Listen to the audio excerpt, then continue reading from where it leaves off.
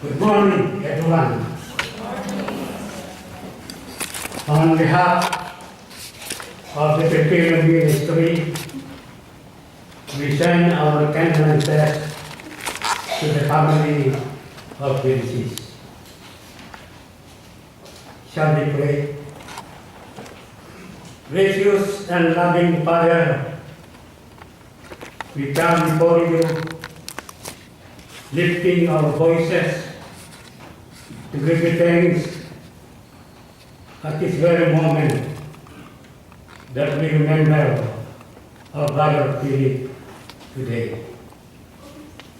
Open our hearts, our mind, and our spirit. In Jesus' name we pray. Amen.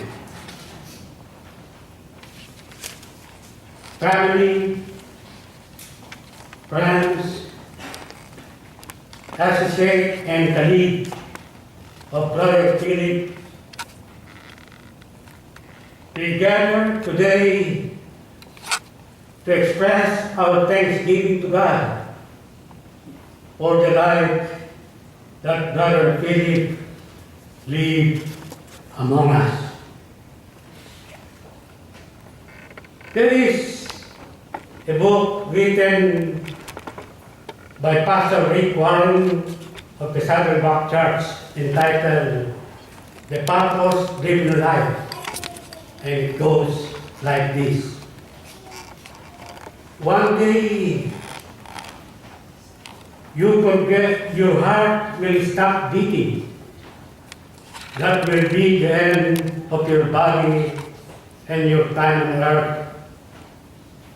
But it will not be the end of your life. We are saddened by his death, so untimely and so seemingly unfair. But we rejoice over his life and his presence now with the Holy Father in heaven, or in the heaven, and which is the very reason why we have the service here. Yes, modern sophisticated people think little of heaven. It is for them a throwback to more superstitious days of parents and grandparents who may have had views of this world's good, and therefore we highly expectant of having the situation reversed in the heavenly realm. On the other hand, however, sophisticated people do not have much to offer as an acceptable alternative. What do you have, or what do you hold without any meaningful existence beyond Earth's day? A very fatalistic approach to life, I think. Eat, drink, and be merry, for tomorrow we die, is about the only philosophy one could prepare. But it is adequate. Think it over. Our text comes from the word of Jesus to his disciples in preparation for his departure from them. In describing life beyond death, he draws on one of the noblest images of relationship, security, and joy we know, the home. But Jesus speaks of his Father's house.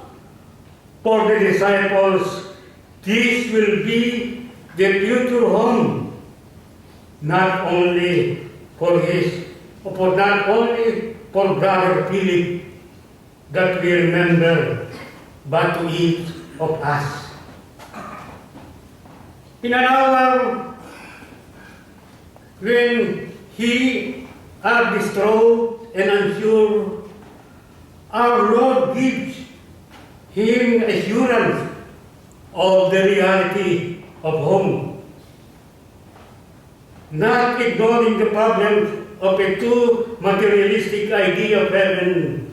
One might in all sincerity seek to know about this home of which Jesus spoke and how to find the way to it. Of first importance is identifying a home worth finding. Unfortunately, not every home is one that we would want to find.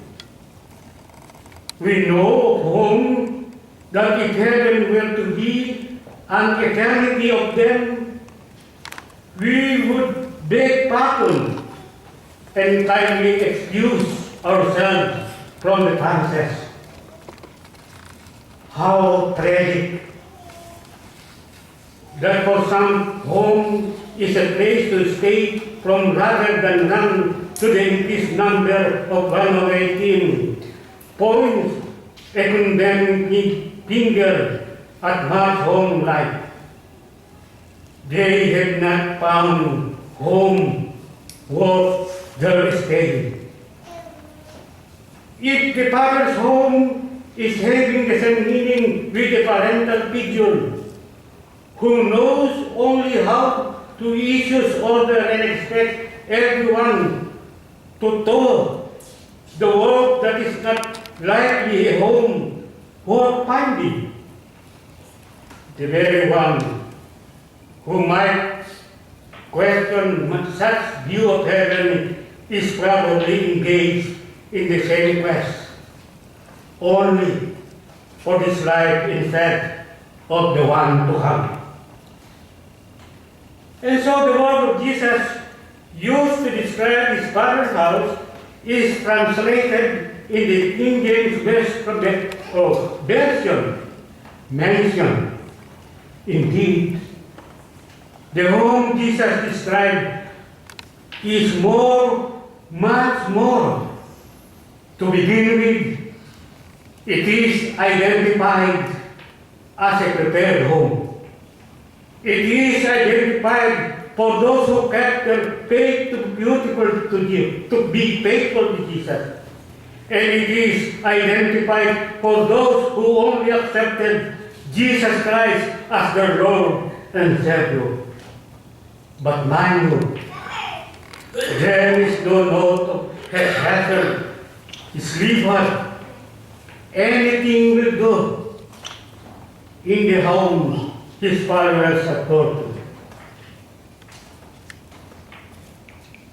I remember when all the pastors visited our brother Billy at St. Joseph Hospital. The day went past and I heard that Brother Billy was passed away. The life of Brother Billy is a life that will be remembered and celebrated today. Although we are saddened by his living, we can rejoice in all that he has meant to us in ways that we could hardly begin to name, but to which we must attend to give our attention. I believe, while we are remembering him today, he has already experienced the promise of a place called mansion. Home and heaven is not a celestial retirement home, but an unrestricted laboratory of personal growth. And so, a home as Jesus has prepared is the kind of place we surely want to find, but how to find it, the preparer has provided that as well.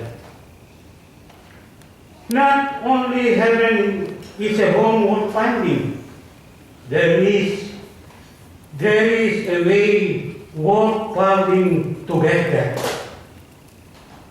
Such another home ought to have a worthy means of arrival, just as we would not expect a cow path to take us to the White House.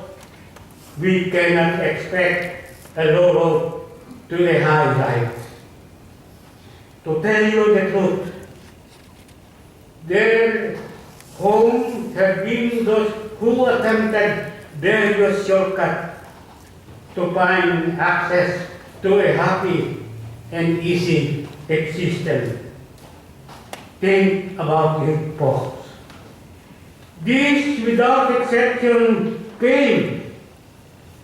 There are always the briars, potholes, falling beaches, and unknown danger on this shortcut. Tranquility cannot be found through material gain. Will you gain anything if you win the whole world but lose your life? Matthew 16:26. Home is not made with easy and non-committal relationship.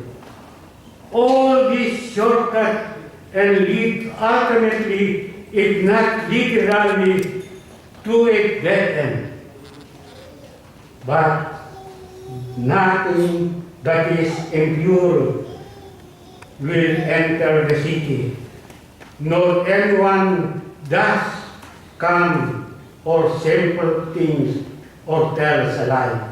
Revelation 21:27.